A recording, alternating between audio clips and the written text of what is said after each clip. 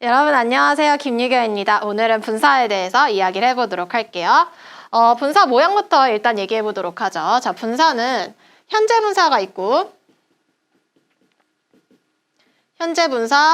그 다음에 과거 분사가 있습니다. 모양은 다 아시죠? 현재 분사 같은 경우에는 동사 원형에 ing 붙은 모양이고요. 과거 분사는 이제 pp의 모양이 이제 과거 분사가 되는 겁니다. 그래서 분사는 현재 분사, 과거 분사가 있고 얘가 이제 어떤 역할을 하냐 했을 때 분사는요, 문장 안에서 이제 다양한 역할을 하는데 이제 그 역할들을 좀 얘기해 볼게요. 일단 첫 번째로 분사는 일정한 구문을 만듭니다. 일정한 구문을 이제 만드는 역할을 하는 게 이제 분사. 이거부터 얘기하면은 일정한 구문을 만드는 건 다른 단어랑 합쳐져서 어떤 구문을 만드는데 아마 여러분이 다 알고 있으신 걸 거라고 생각해요. 예를 들면은 자, 비동사랑 현재 분사는 ing 모양이죠. 비동사랑 현재 분사가 합쳐지게 되면은 시제가 되죠. 어떤 시제가 되죠? 비동사 플러스 ing, 진행형이 됩니다. 그래서 진행형이라는 이제 일정한 구문을 만들게 되는 거죠. 현재 분사가 비동사랑 합쳐져서. 근데 이제 비동사가 또 현재 분사가 아니고 과거 분사랑 합쳐지게 되면은 얘는 이제 뭐가 되냐면 BPP가 되는 거죠. 무슨 태가 되는 거죠? 수동태가 되는 거죠. 그래서 수동태라는 일정한 구문을 만들게 됩니다. 그 다음에 이제 have가 과거 분사 PP랑 합쳐지게 되면 얘도 이제 시제를 만들죠. have PP는 뭐가 되는 거예요? 완료 시제가 되는 거죠. 그래서 완료형이라는 일정한 구문을 만듭니다. 그래서 현재 분사랑 과거 분사가 각각 다른 단어랑 합쳐지게 되면서 일정한 구문을 만든다라는 거. 근데 우리가 이제 보통 이 B 플러스 ing 현재 분사는 진행형에서 따로 배우게 되고 그 다음에 수동형은 수동태에서 따로 배우게 되는 거고 얘는 또 완료 시제에서 따로 배우게 되는 거죠. 그렇죠? 그래서 우리가 분사를 배울 때는 이 일정한 구문에 대해서는 자세하게 들어가는 부분은 없어요. 왜냐하면 또 다른 카테고리에서 우리가 배우기 때문에.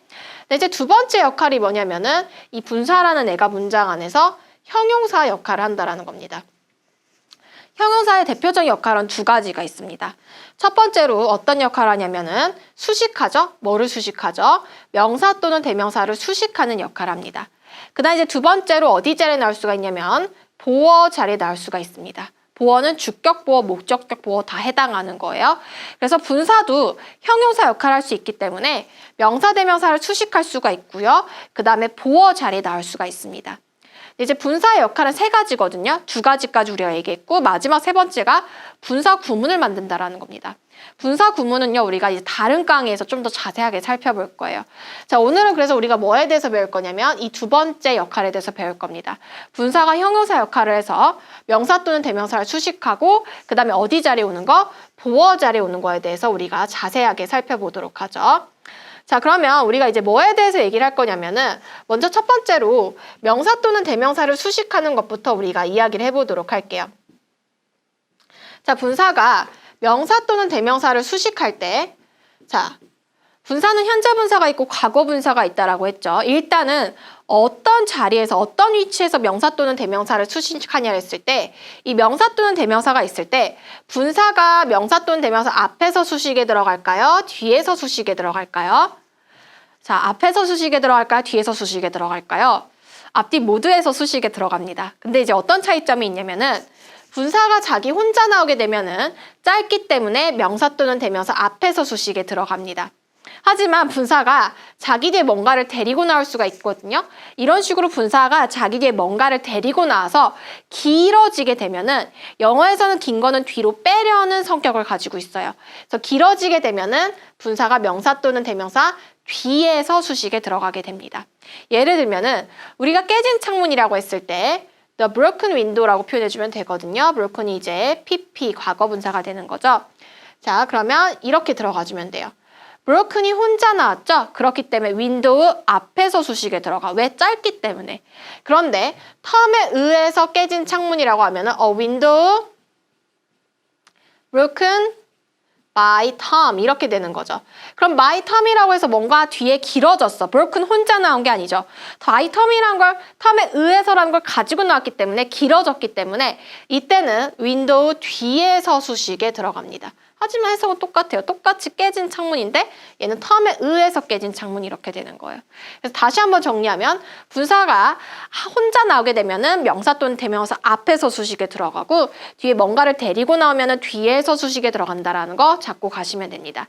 그 다음에 이제 여러분이 잡아줘야 될 포인트가 언제 현재 분사를 쓰고 언제 과거 분사를 쓰냐예요. 자, 그럼 정리하면요. 현재 분사 같은 경우에는 능동, 진행, 이 명사, 수식받는 명사, 이 분사의 관계를 따져봤을 때 능동, 진행의 의미를 가지게 되면 현재 분사를 쓰고요. 반면에 과거 분사 같은 경우에는 능동의 반대가 뭐죠? 수동이 되고요. 진행의 반대는 완료가 됩니다. 그래서 수동 완료의 의미를 가질 때 우리는 과거 분사를 씁니다. 그래서 해석이 어떻게 되냐면 현재 분사는 뭐뭐 하고 있는 이라는 의미로 해석이 되고요. 과거 분사는 뭐뭐 된 또는 뭐뭐 당한이라고 해석이 됩니다. 그래서 예를 들면은요. 아까 전에 그 표현을 다시 보면은 왜 breaking을 안 쓰고 broke를 썼냐 했을 때 이 break랑 윈도우의 관계를 살펴봤을 때 창문은 깨지는 겁니다. 그쵸? 창문이 지가 깨는 게 아니란 말이죠. 그렇기 때문에 수동의 관계를 가지죠. 그래서 broken을 쓰는 거야. breaking을 쓰는 게 아니고. 그런데 한 소년이 있었어. 그 소년이 창문을 깨고 있는 소년이야. 그랬을 때는 the boy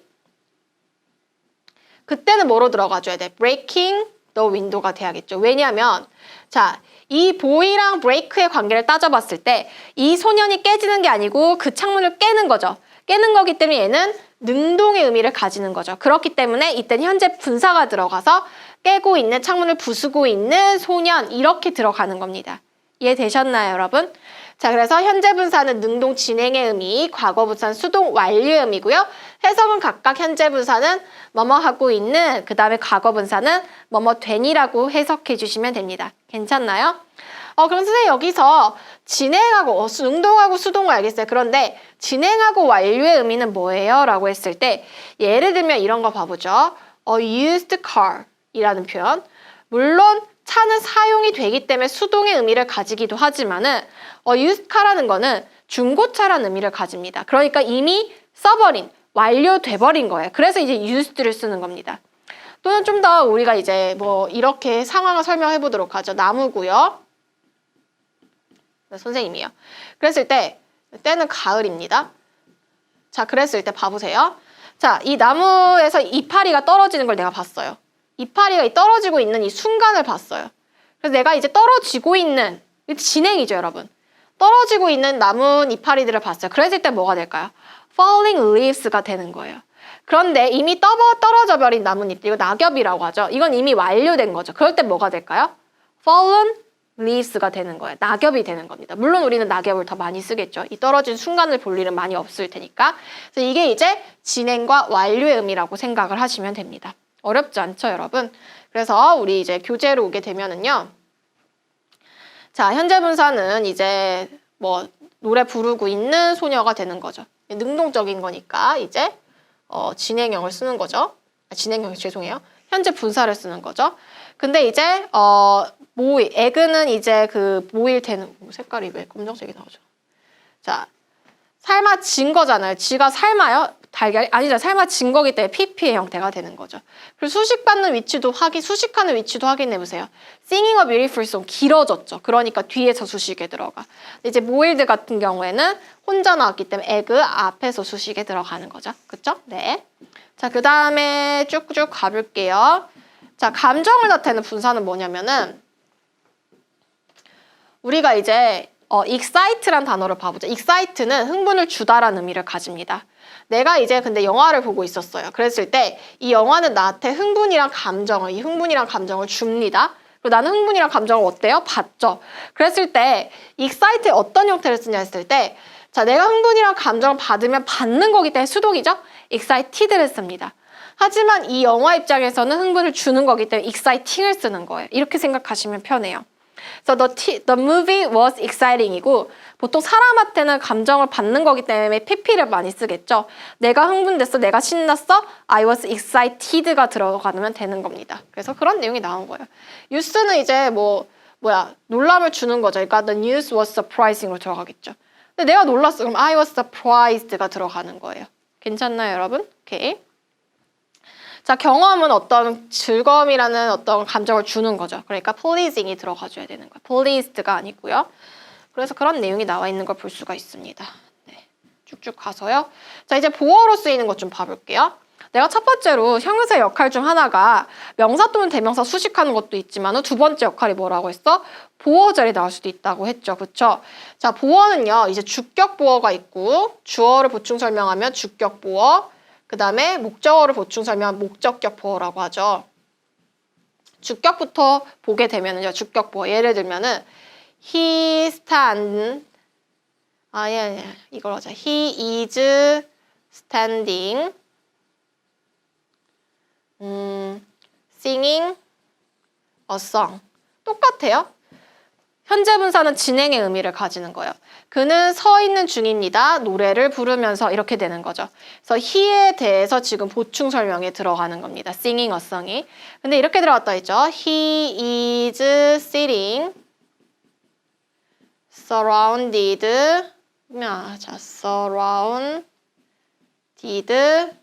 by people. 이렇게 들어가면은 자, 그는 앉아있죠. 자, surround는 둘러싸는데 둘러싸여진 거죠. 수동이기 때문에 surrounding을 쓰는 게 아니고 surrounded를 써줘야 돼요. 사람들에서 둘러싸여진 채. 얘는 이제 주격 보어 자리에, 얘도 주격 보어 자리에 이제 현재 분사가 온 거고 얘는 과거 분사가 온 걸 볼 수가 있죠. 사실 이 부분 주격 보어 자리에 이제 현재 분사, 과거 분사가 오는 건 시험 문제 많이 안 나오고요.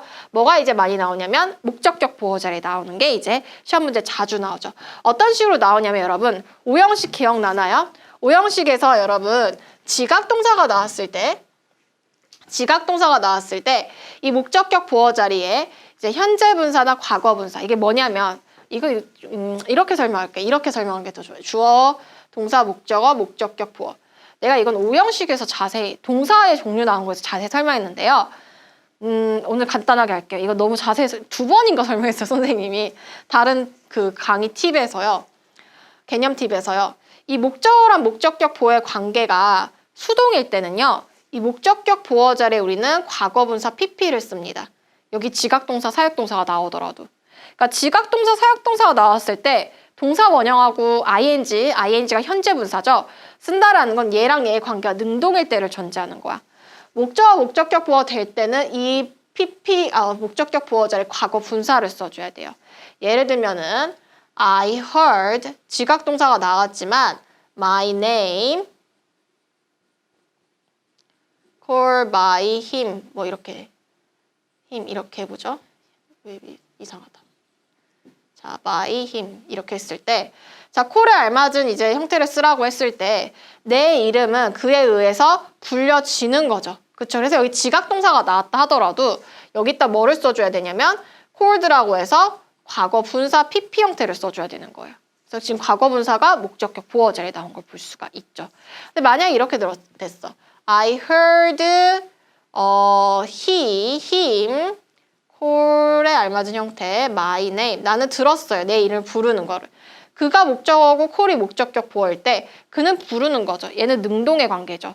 그렇기 때문에 이제 call에 어떤 형태를 쓰냐. 일단 과거 분사 나가리 된 거야. 과거 분사 안 돼. 과거 분사는 얘랑 얘의 관계가 수동일 때만 되는데 지각동사니까 2개 쓸 수 있죠. 현재 분사랑 뭐 동사 원형. 그래서 call도 쓸 수 있고 좀 더 진행의 의미를 강조하고 싶으면 calling도 제가 쓴 예문 똑같이 나왔어요. 그쵸 여러분?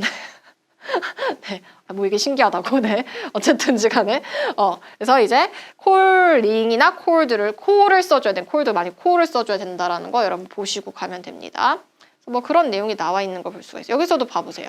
그들의 에세이는 체크되는 거기 때문에 체크라고 해서 과거 분사 형태를 써줘야 되는 거예요. 그래서 지금 우리가 분사 역할에 대해서 정리해봤습니다. 문제 풀고 오늘 마무리해볼게요. 네, 가보죠. Do you know the man? 이 남자가 서 있는 거죠? 능동이기 때문에 standing이 되겠죠. A fresh potato는 구워진 거기 때문에 baked가 돼야겠죠. 자, 그 다음에 물과 nutrient하면 영양소죠. 영양소인데 이제 needed를 쓰냐 to need를 쓰냐 to 부정사 형용사 정법이죠. 살기 위해서 필요되는이 되겠죠. 그렇죠? 그러니까 needed가 되겠죠. 필요되는 물과 영양소 이렇게 되겠네요. 자, 그 다음에 resald라는 건 도마뱀인데 이제 branch라는 거는 나뭇가지 사이를 이동하는 이 되겠죠. 뭐하는 moving이 되겠고 그 다음에 A lot of viruses, 바이러스인데 이제 주변을 돌아다니는이 되기 때문에 going이 되겠죠. 그 다음에 이제 그 밑에는 my cat's house 커버된 거죠. 덮여 있는 거죠. 그렇기 때문에 수동 covered가 되겠네요. 네, 이제 감정을 나타내는 분사로 가보도록 할게요. 네, 이제 감정을 나타내는 분사 말로 할게요. 영화는 흥분, 신난이란 어떤 감정, 흥분을 주는 거기 때문에 exciting이 되고요. 자, 그는 이제 놀란 거죠. 놀라게 된 거기 때문에 surprised가 들어가겠죠. 네, adaptation은 이제 적응력. 자연에 대한 적응력이 어떻게 놀람을 받아요? 놀람을 주는 거죠. amazing, ing. 네, 여기는 이제 재미있는 이야기 때문에 이야기는 재미를 주는 거기 때문에 amusing이 되겠고 우리는 너무 거만했고 그 다음에 우리에 대해서 얘기하는 거죠. 우리는 어떤 당황스러운 감정을 받은 거기 때문에 embarrassed가 되겠죠. PP 형태가 돼야 됩니다. 그 다음에 과거 분사 보면은요. 거위들은 날아가는 거죠. 진행, 능동이기 때문에 flying이 되겠고 wisdomteeth라는 거는 이제 그 사랑니, 우리말로 하면은 사랑니는 뽑히는 거기 때문에 pullед가 되겠죠.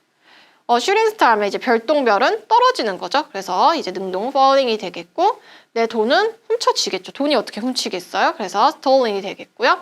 내 눈은 테스트 되는 거죠. 그래서 tested가 됩니다. 그래서 이렇게 오늘 분사 마무리해 보도록 할게요.